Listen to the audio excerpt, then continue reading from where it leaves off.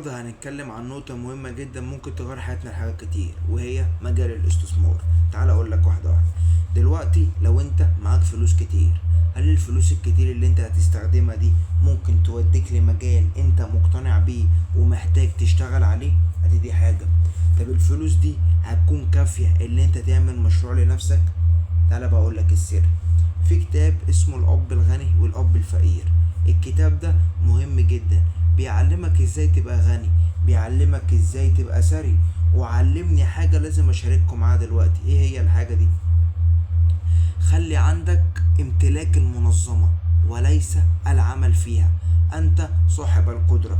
انا مش عارف ليه لحد دلوقتي المدارس مش بيديلك المهارة والذكاء المالي اللي هو يساعدك في حياتك. المهارة والذكاء المالي اللي هو ممكن يساعدك في حياتك ده من اهم عوامل النجاح والقيادة والاستثمار. عشان كده لازم تاخد بالك من كل المجالات اللي ممكن توديك الى سكة انت مش عارف اخرتها ايه، وسكة تانية ممكن تعمل منها فلوس كويسة. والاستثمار في ايه؟ في العقارات، الاستثمار في البورصة، الاستثمار في الفلوس. اهم حاجة اللي انت ما بتعملش حاجة غلط، انت بتستثمر لنفسك عشان تعمل مشاريع وتشغل منها ناس كتير. لان انت ميزة الرزق عندك وميزة الذكاء المالي بيختلف عن بعض الناس. دلوقتي اب نفسه ابنائه يتعلموا كويس وياخدوا معاهم شهادات كويسة، وبعد العالم اتغير، بس لحد دلوقتي الفكرة بتاعت التعليم مش عاوزة تتغير. كل الابهات نفسهم ان هم ابنائهم يخشوا جامعه ويجيب مجموع في الثانويه العامه ويعمل ده ويعمل ده ويعمل ده. وعلى فكره انا كنت ثانويه عامه، بس في حاجات كتير جدا دلوقتي غير متطابقه مع الحياه الواقعيه وغير متطابقه مع الحياه العلميه. لازم انت تكون واخد بالك من كذا حاجه تساعدك انت في حياتك ان انت تبني شخصيه قويه قياديه على رياده الاعمال. لان انت لازم تكون عندك الثقة في النجاح بتاعتك اللي ممكن توصلك لطريق انت محتاجه. العمل والكفاح مهم جدا في طريق الشغل عشان يوصلك للي انت عايزه. لان انت لازم يكون عندك افكار جديدة وجريئة. المخاطرة هي اهم حاجة في الاستثمار عشان تقدر تحقق النجاح. طب انا ازاي اخاطر يا عبقري؟ طب ما انا ممكن اخاطر واخسر فلوسي كلها فعلا. طب انا ممكن جرب وحاول تاني وقوم وقف وتشقلب واعمل ده واعمل ده واعمل ده واعمل ده. تلاقيك وقعت في 1 و2 التلاتة تلاقيك هم.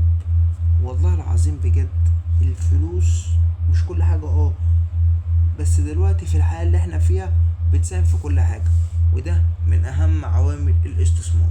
انت لو بتبحث عن المعاشات وانت في وظيفة حكومية وظيفة خاصة عشان تقبض قرشين 3 وانت قاعد على المعاش وفي سن متأخر عندك 60 سنة، ليه؟ طب انت ممكن يكون عندك 30 سنة بتكسب بالملايين وصاحب مشروع كبير، مش عنده فرع واحد، عنده فروع كتير، او صاحب شركة كبيرة ليها اسهم في جميع الشركات وليها اسهم في جميع البورصات المصرية. الاستثمار من اهم عوامل النجاح، فانت لازم تستخدمه في الطريق اللي يقولك عليه عشان تمشي صح. حتى الاستثمار ممكن يفيدك في حاجات وممكن ما يفيدكش في حاجات، بس هيفيدك في كل حاجة. انت قدام الناس، فلوسك مع الناس، تقدر تتجوز بسرعة، تقدر تعيش اهلك وتعيش نفسك حياة مستقيمة، في القدرة في اتخاذ القرار. وخليك فاكر المخاطرة من اهم عوامل الاستثمار. في محامين كتير ومحاسبين كتير وسماسرة كتير مش عارفين ازاي يبقوا ناس اغنياء، ومش عارفين ازاي يبقوا ناس ثرية، عشان هما ما عندهمش الفكرة. هما اللي عندهم ذكاء عقلي بس، ازاي اجيب الزبون وامشيه. انت كده بتفيد نفسك لكن مش بتفيد عقلك ودماغك بتطوير ذكائك المالي. البحث عن القدرة اهم من عوامل الاختيار، لان انت الاعتزاز بقدرك والثقة في نفسك تقدر توصلك لأبعد مراحل النجاح. وده مش في الاستثمار بس، ده في الحياة كلها. المدرسة عمرها ما هتعلمك ازاي تطور من مهاراتك المالية وذكائك المالي.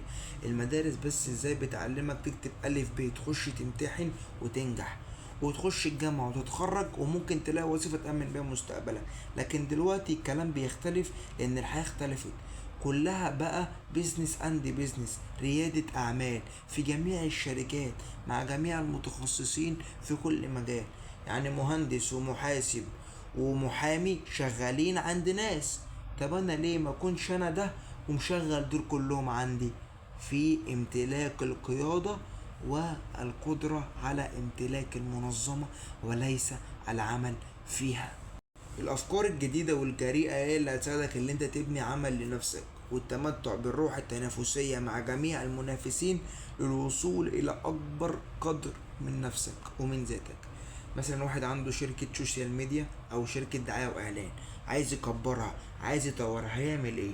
هيعمل مجال دعاية واعلان في اللي هو فيه، فهتلقط معاه بسرعة، هيشتغل في الحتة دي.